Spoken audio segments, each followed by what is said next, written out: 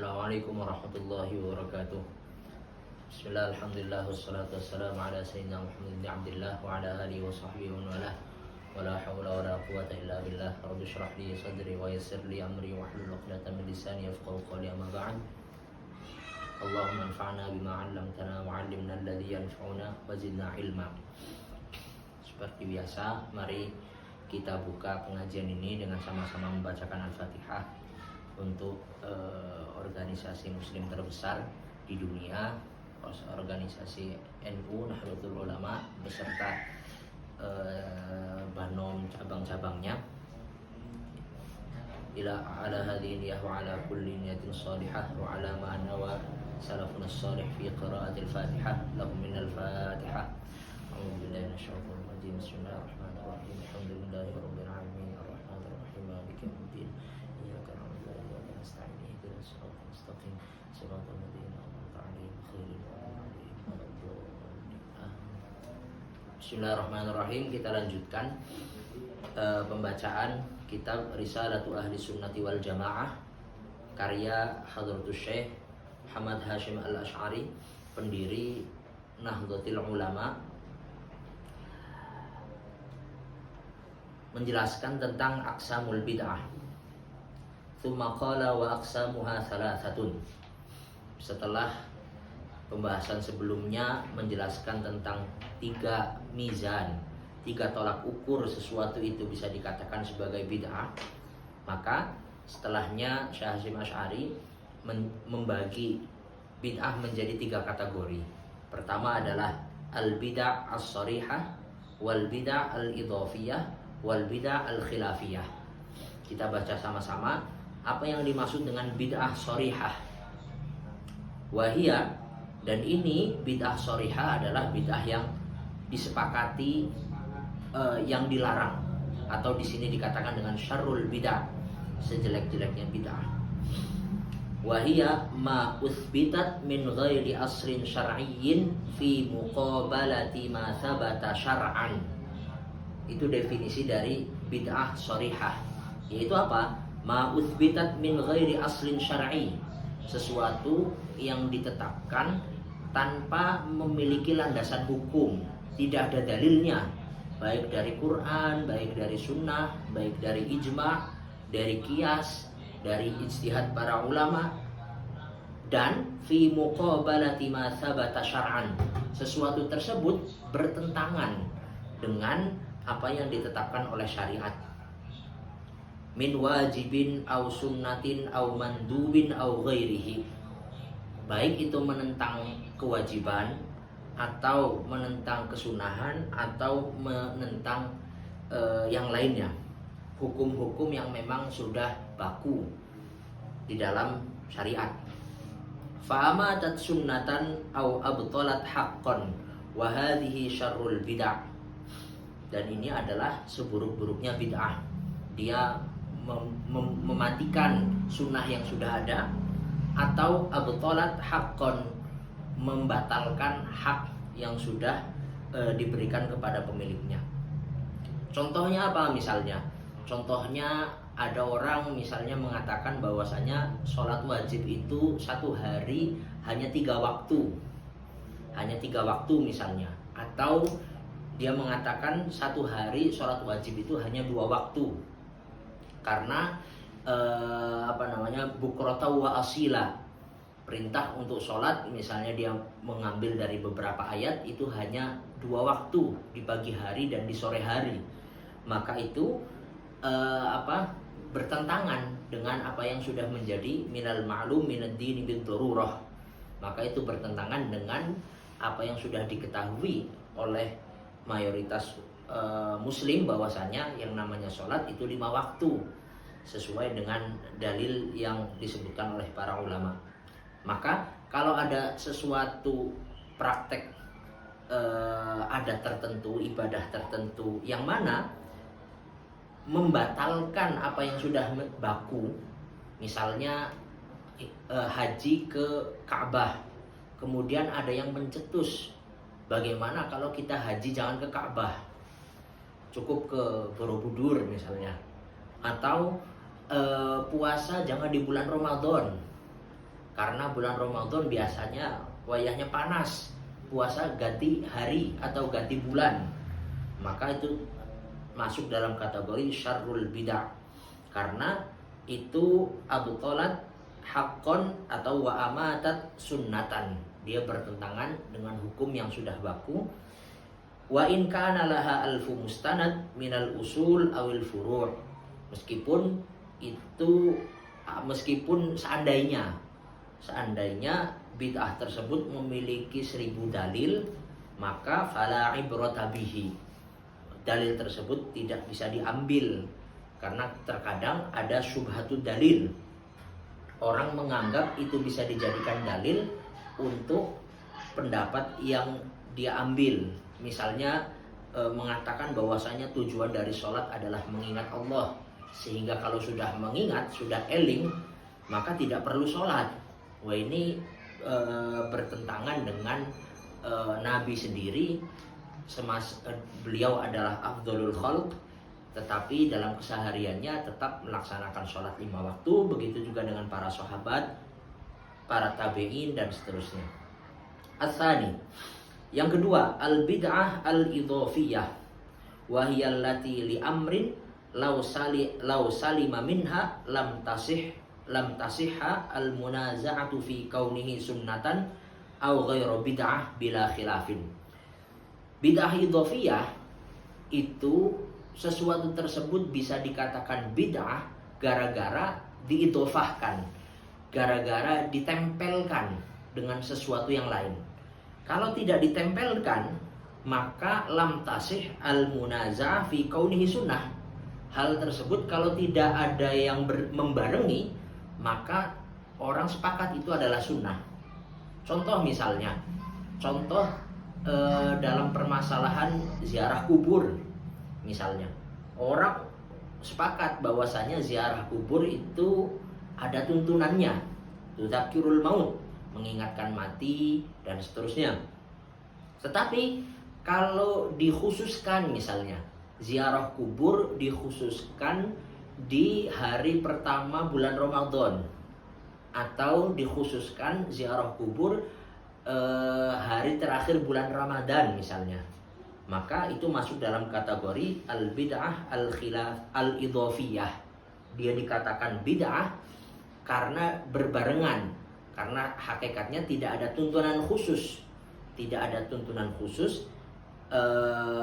untuk melaksanakan ziarah di hari tersebut. Meskipun itu tidak termasuk sesuatu yang dilarang, tidak. Tetapi ini hanya ingin membedakan istilah-istilah yang ada, bahwasanya ada yang bid'ah shorihah, ada yang bid'ah idhofiyah. Hal yang seperti tadi dikatakan sebagai bid'ah idhofiyah, yaitu apa? Hiyallati li amrin law salima minha, kalau tidak dibarengkan, kalau tidak ditempelkan, maka lam tasih al munaza'atu, tidak diperdebatkan bahwasanya sesuatu tersebut adalah sunnah. Misalnya seperti ngasih makan orang atau ziarah kubur misalnya. Tetapi kalau dikhususkan ngasih fakir miskin, dikhususkan di tanggal 10 Muharram misalnya, atau dikhususkan di hari-hari tertentu, atau dikhususkan di hari Jumat, misalnya Jumat berkah, sedekahnya hanya di hari Jumat, atau ziarah kuburnya hanya di awal Ramadan misalnya, dan seterusnya. Au ala khilafin mimma taqaddam.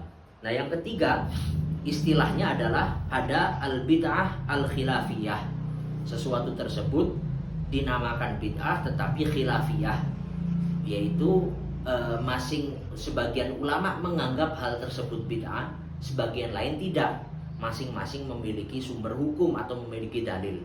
Wa yal mabniya ala aslain yatajadzabuha kullun minhuma. Ya, ada satu hal yang tarik ulur antara dua dalil. Maka faman qala bihadza qala bid'ah wa man qala bimuqabilihi qala sunnah kama taqaddam fi dharbil idarah wa dzikril jamaah. Maka orang yang mengatakan bahwasanya dalil yang melarang itu lebih kuat, maka mengatakan praktek ini adalah bid'ah.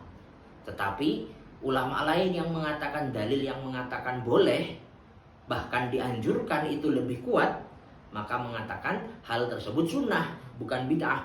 Seperti yang dicontohkan misalnya seperti zikrul jamaah di sini, zikir bersama-sama dengan suara keras, suara lantang, misalnya di masjid seperti itu. Maka orang yang menganggap bahwasanya dalil yang mengatakan tidak ada contohnya Rasulullah melakukan hal tersebut, maka menganggap itu adalah bid'ah. Tetapi yang mengatakan zikir jamaah itu ada contohnya dalam hadis lain, maka mengatakan itu adalah masuk dalam kategori sunnah.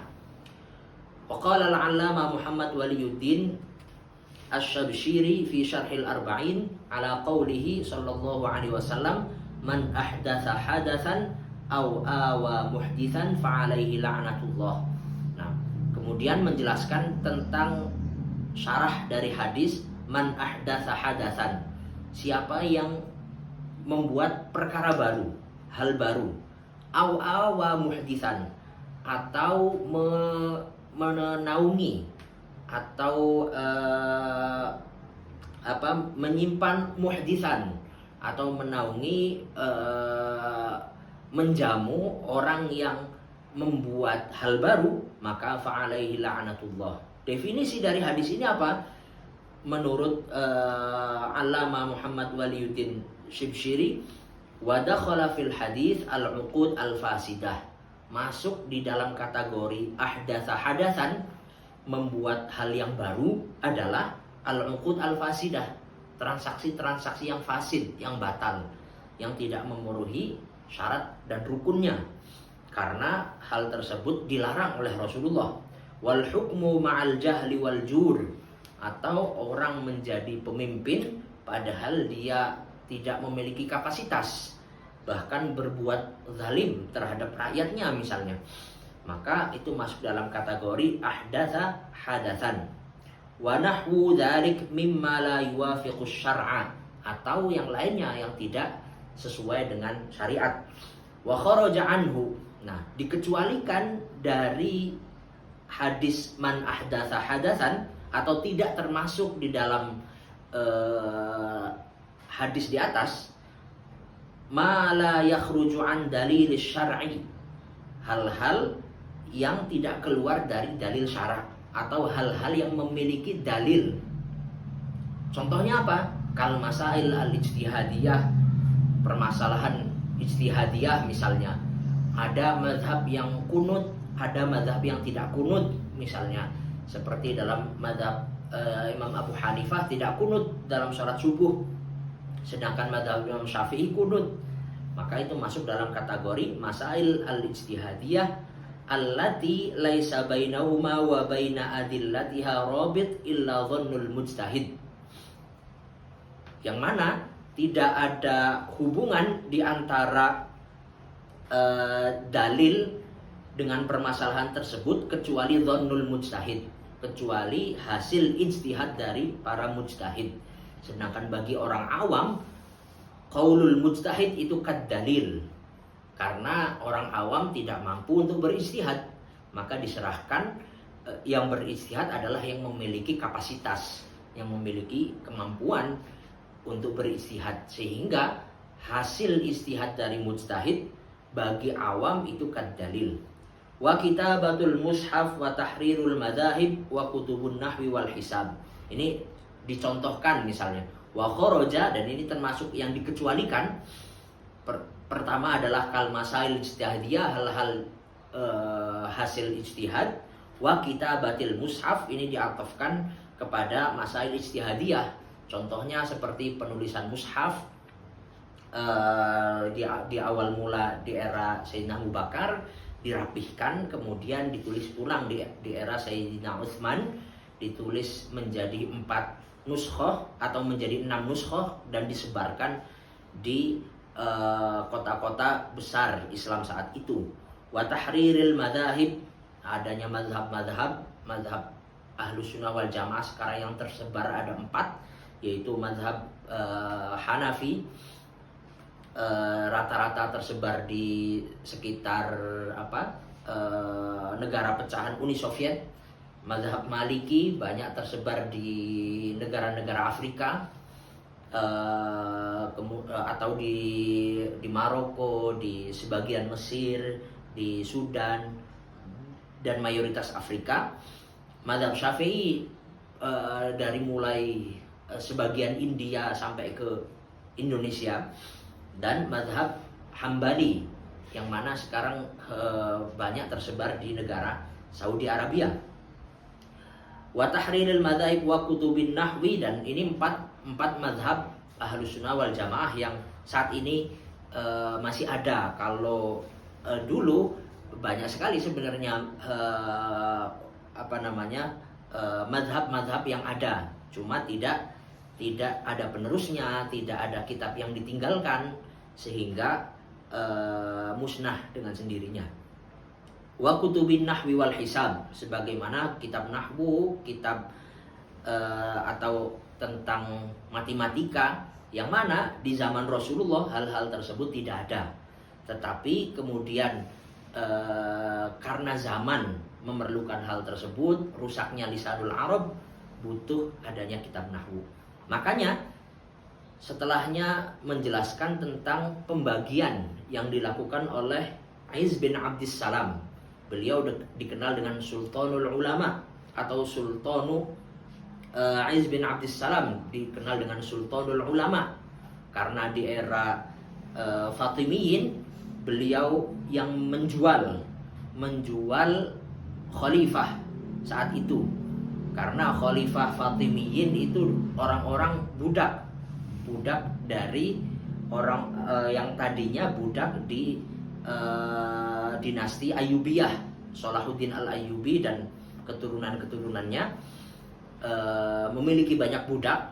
Setelah lengser digantikan oleh para budaknya, atau dikenal dengan dinasti Ubaidiyah, yaitu dinasti Mamluk, dinasti para budak, yang akhirnya para budak atau raja khalifah saat itu membeli dirinya sendiri, dimasukkan hartanya di Baitul Malil Muslimin. Aiz bin Abdis Salam membagi kategori bid'ah, walidzalik qassama Asy-Syaikh Ibnu Abdis Salam, Aiz ibn Abdis Salam, al-hawadits ila al-ahkamil khamsah, faqal, hukum dari hal-hal yang baru itu Aiz bin Abdis Salam membaginya menjadi 5, tergantung perkara baru tersebut. Contohnya misalnya, faqal al-bid'atu fi'lu ma lam yu'had fi asri Rasulillah, wajibat fi'lu ma lam yu'had fi asri Rasulillah wajibatun kata'allumin nahwi wa gharibil kitabi was sunnah. Perkara bid'ah itu hukumnya ada 5 hal, atau melakukan sesuatu yang tidak ada di masa Rasulullah, itu hukumnya ada 5. Yang pertama ada kalanya wajib. Contohnya apa? Kata'allumin nahwi, mempelajari ilmu nahwu, yang mana ilmu nahwu di masa Rasulullah tidak ada kaidah nahwu, karena saat itu orang Arab berbicara fasih sesuai dengan tabiatnya. Karena tabiatnya orang Arab, maka dalam berbicara tidak salah secara ilmu nahwu. Baru di era Khalifah Ali bin Abi Thalib diperakasi oleh muridnya, yaitu Abu Aswad ad-Du'ali, dia mulailah dikodifikasikan, dituliskan tentang kaidah-kaidah nahwu, karena melihat adanya kerusakan bahasa Arab dikarenakan tercampurnya orang Arab dengan orang non-Arab, sehingga dalam berbicara masuk kesalahan-kesalahan dan kekeliruan-kekeliruan dalam pengucapan. Wa gharibil kitabi was sunnah, mufradat-mufradat yang gharib, mufradat-mufradat yang sulit di dalam Al-Quran atau dalam hadis. Maka banyak ulama menulis tentang tafsir Quran atau syuruhul hadis. Ya salah satunya untuk mengajarkan itu gharibil Quran was sunnah. Mimma yatawaqqaf fahmu syari'ati alaihi. Kenapa wajib? Karena orang tidak mungkin bisa memahami Al-Quran dengan baik tidak mungkin memahami hadis dengan baik kecuali dengan menggunakan alat tersebut, yaitu nahwu, shorof, balaghah, kemudian ilmu lughah dan seterusnya. Maka mempelajari hal-hal tersebut itu menjadi wajib bagi orang yang ingin memahami Quran dan Sunnah.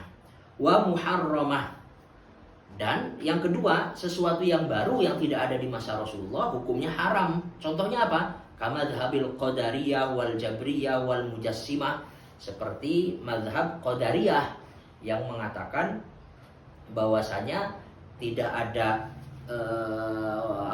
qadariyah dengan jabriyah. Qadariyah ini firqah yang mengatakan bahwasanya kita itu bahwasanya semua yang dilakukan manusia itu atas kehendak manusia. Nah, sebaliknya kalau jabriyah, bahwasanya manusia itu bagaikan wayang, karena semuanya sudah ditulis dalam qada dan qadar. Tetapi kalau keyakinan Ahlus Sunnah wal Jamaah tengah-tengah, manusia memiliki sesuatu yang namanya kasab. Dia bisa untuk memilih kebaikan atau keburukan, sehingga karena alasan itu dia dihisab. Wal mujassimah firqah yang memfisikan Tuhan, karena Allah itu mukhalafatul lil hawadits, atau bahasa Qur'annya laisa kamitslihi syai', maka berbeda antara Allah dengan makhluknya, sehingga tidak bisa Allah itu dikatakan sebagai jism yang memiliki bentuk, yang memiliki tangan dan seterusnya. Maka ayat-ayat yang memiliki indikasi bahwasanya Allah itu jism ditakwil oleh ulama, bahwa yadullahi fawqa aydihim ay qudratullah, kekuasaan Allah, maha perkasa Allah di atas kekuasaan manusia. Kemudian yang ketiga, sesuatu yang tidak ada di masa Rasulullah hukumnya mandubah, sunnah. Contohnya apa? Kaihdatsir rubut wal madaris. Ribat itu ya pondok pesantren dan sekolah-sekolah, yang mana itu tidak ada di masa Rasulullah. Adanya perintah untuk ngaji, perintah untuk belajar, tetapi prasarana itu tidak diajarkan secara khusus oleh Rasulullah. Begitupun di masa sahabat, baru ada di era tabi'in atau di bawahnya tabi'in dan era tabi'it tabi'in. Karena a'immah mujtahidun itu Imam Abu Hanifah masuk tabi'in, Imam Malik sebagian ulama mengatakan beliau tabi'in karena bertemu dengan sebagian sahabat, sebagian lain mengatakan tidak, Imam Malik masuk dalam kategori tabi'ut tabi'in. Adapun Imam Syafi'i dan Imam Ahmad masuk dalam kategori tabi'it tabi'in. Wa kulli ihsanin lam yu'ad fil asril awal. Semua kebaikan yang tidak ditemukan di era pertama di masa Rasulullah dan sahabat, maka masuk dalam kategori sesuatu yang mandubah. Wa makruha, atau yang keempat hukumnya makruh. Contohnya apa? Kazakhrafatil masajid, menghias masjid dengan hias-hiasan yang melalaikan, dihias dengan emas, dihias dengan lampu-lampu pernak-pernik dan lain-lain. Wa tazwiqil masahif, begitu juga menghias dengan hiasan yang terlalu dalam mushaf, sehingga melalaikan tujuan utama dari masjid itu, supaya orang menyembah, menghamba kepada Allah. Begitu juga tujuan utama dari mushaf itu untuk dibaca, mentadaburi ayatnya dan seterusnya. Wa mubaha, atau hukumnya mubah, sesuatu yang tidak ada di masa Rasulullah hukumnya mubah. Contohnya apa? Kal musafahah, salaman setelah sholat subuh, setelah sholat asar, aqibah sholatis subhi wal asri, wat tawassu'i fil ma'kali wal mashrabi wal malbas wa ghairi dzalik. Atau tawassu', orang makan, minum, menggunakan pakaian gonta-ganti, yang penting halal, yang penting tidak berlebihan, boleh-boleh saja, karena itu masuk dalam kategori mubahat. Maka Sesuatu yang baru itu tidak mesti, tidak ada di zaman Rasulullah itu tidak mesti dihukumi haram. Sesuai dengan kaidah yang digunakan oleh Az bin Abdissalam, bisa jadi hukumnya malah wajib atau sunnah atau mubah atau makruh atau haram. Wa idza arafta ma dzukir ta'lamu anna ma qila innaha bid'ah, maka dari penjelasan di atas,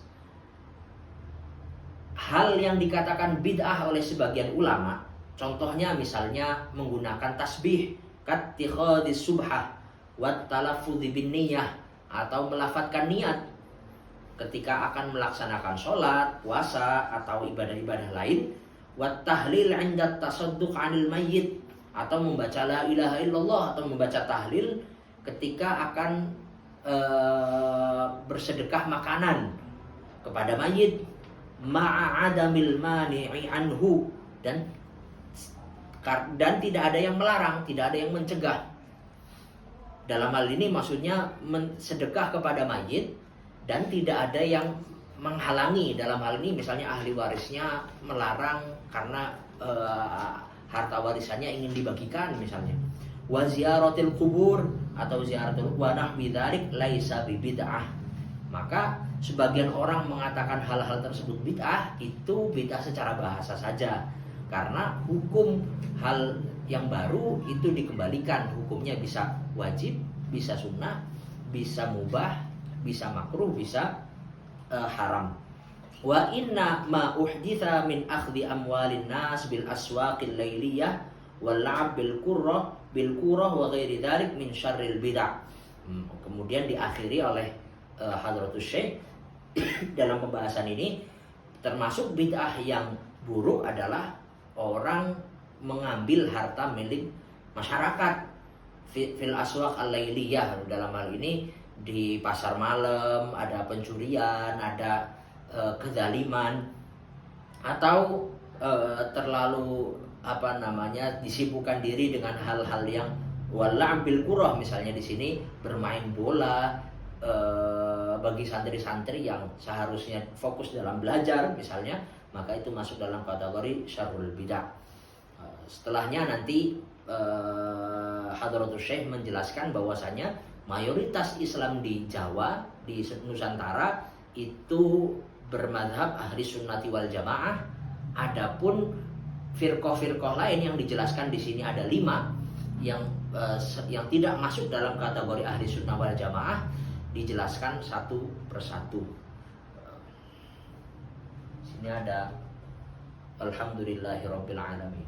Sini ada pertanyaan, pada zaman dinasti Umayyah Abbasiyah yang menganut konsep khilafah yang dipimpin oleh khalifah, apakah saat itu konsep tersebut masih relevan atau tidak? Pada zaman dinasti Umayyah Abbasiyah yang menganut konsep khilafah yang dipimpin oleh khalifah, apakah saat ini konsep tersebut masih relevan atau tidak?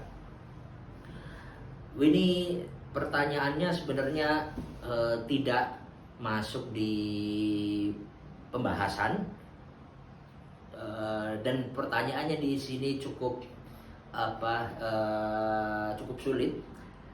Konsep khilafah yang ada di dinasti Umayyah dan Abbasiyah apakah relevan diterapkan di era saat ini? Islam itu dari mulai Nabi diutus sampai sekarang tidak memiliki sistem pemerintahan yang bernama khilafah, itu baru 100 tahun. Jadi selama kurang lebih 15 abad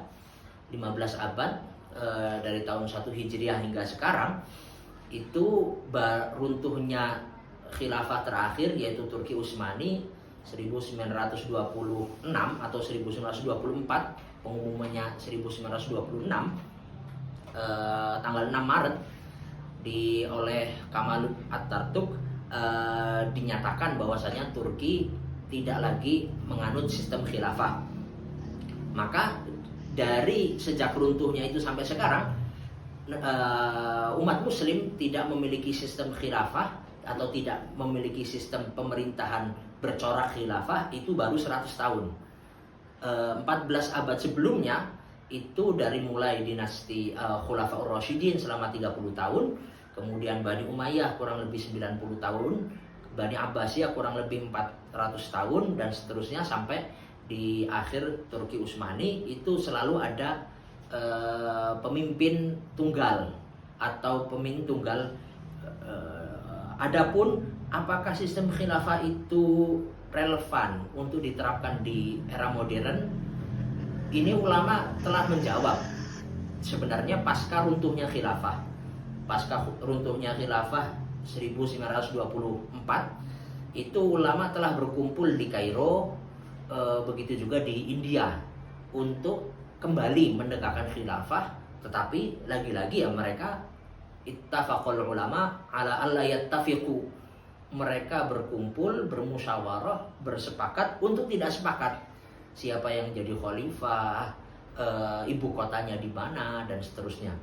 Maka banyak yang memberikan alternatif ketika memang tidak bisa dengan kepemimpinan tunggal sebagaimana corak khilafah seperti dulu, bisa banyak yang menawarkan solusi-solusi lain, sebagaimana misalnya Abdul Razik As-Sanhuri atau Sanhuri Basha. Ini orang Mesir yang membuat undang-undang di Mesir, di Irak, di Yordan. Beliau memiliki konsep, dan ini disertasi beliau yang diajukan di Prancis, tentang tatawur al-khilafah, yaitu karena memang konsep pemimpin tunggal sudah tidak relevan lagi di negara modern. Bagaimana kalau sistemnya kerjasama saja, masing-masing negara mengurusi negara masing-masing, tetapi antara agama atau antara negara dengan mayoritas muslim, misalnya sekarang kurang lebih ada 51 negara yang masuk dalam organisasi OKI, organisasi Islam terbesar, meski tidak terlalu terlihat untuk gerakannya. Bagaimana kalau masing-masing memimpin negara masing-masing dengan sistem yang sudah ada, baik itu dengan kerajaan, demokrasi, tetapi antara satu negara muslim dengan muslim yang lain memiliki ikatan kerjasama, baik secara ekonomi, baik secara militer, baik secara pendidikan, dan seterusnya. Dan mungkin menurut Abdul Razik Sanhuri itu yang paling tepat untuk diterapkan saat ini, karena melihat kenyataan pemimpin-pemimpin Arab saja di Liga Arab itu tidak memiliki kesepakatan, selalu bentrok satu sama lain, apalagi mau menyatukan seluruh negara-negara muslim yang mana tersebar di berbagai daerah. Begitu juga Syekh Abdul Wahab Khalaf dalam kitabnya As-Siyasah Syar'iyyah mengatakan bahwasanya model kepemimpinan saat ini di era modern, yaitu dengan negara per negara mengurusi permasalahannya masing-masing, itu sama dengan model imarah di era zaman dulu. Jadi kita jangan berpikir bahwasanya konsep bernegara masing-masing atau mengurusi daerah masing-masing yang ada seperti era modern saat ini itu hal baru. Tidak. Dari mulai dinasti Umayyah, awal di akhir dinasti Umayyah, kemudian diawali dengan munculnya dinasti Abbasiyah, itu mulai banyak perpecahan. Ada di Andalus, ketika Bani Abbasiyah berdiri, cikal bakal Bani Umayyah lari ke Andalus mendirikan khilafah sendiri. Mesir memiliki khalifah sendiri yang berbeda dari khalifah Abbasiyah yang ada di Baghdad, sehingga corak masing-masing mengurus negara masing-masing itu menggunakan konsep al-imarah, yang mana imarah ngurusi daerahnya masing-masing. Adapun dengan negara lain itu dalam bentuk kerjasama yang disatukan dalam organisasi Islam besar seperti OKI, seperti Jami'ah Al-Arabiyah, yaitu Jami'atid Dual Al-Arabiyah atau kumpulan liga-liga Arab, atau yang lainnya. Wallahu a'lam bishawab.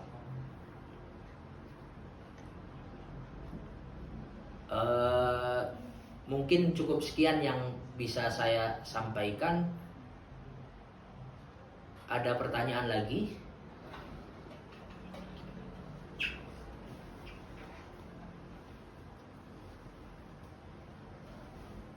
Hubbul waton minal iman, apakah sesuai dengan konsep Islam? Hubbul waton minal iman, apakah sesuai dengan konsep Islam? Nabi sendiri ketika ketika akan hijrah dari kota Mekah ke kota Madinah itu mengatakan kepada Mekah bahwasanya Mekah adalah ahabbu al-biladi ilai laula anna qaumaki akhrajuni ma kharajtu. Kalau memang saya tidak diusir oleh kaum saya sendiri dari kota Mekah, maka saya tidak akan keluar, kata Nabi, dari kota Mekah. Ini menunjukkan adanya cinta terhadap tanah air atau cinta terhadap tanah kelahiran. Begitu juga ketika Nabi hijrah ke Madinah, awal mula yang dilakukan oleh Nabi adalah menulis perjanjian dengan kelompok-kelompok yang ada di sekitar, yaitu dalam Wathiqatul Madinah, dalam Wathiqah Madinah. Dan itu kalau kita melihat sejarah itu sebagai perjanjian pertama yang dilakukan oleh umat manusia dalam bernegara. Kesepakatan pertama yang ditulis oleh umat manusia konsepnya dalam bernegara, yang mana orang Yahudi memiliki hak untuk tinggal di Madinah, sebagaimana mereka juga memiliki kewajiban.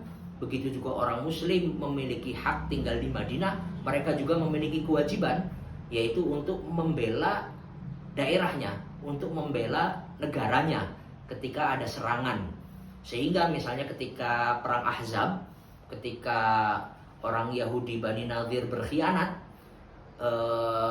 banyak dari faksi-faksi kufar Quraisy, orang-orang Yahudi, orang-orang Ghatafan menyerang Madinah.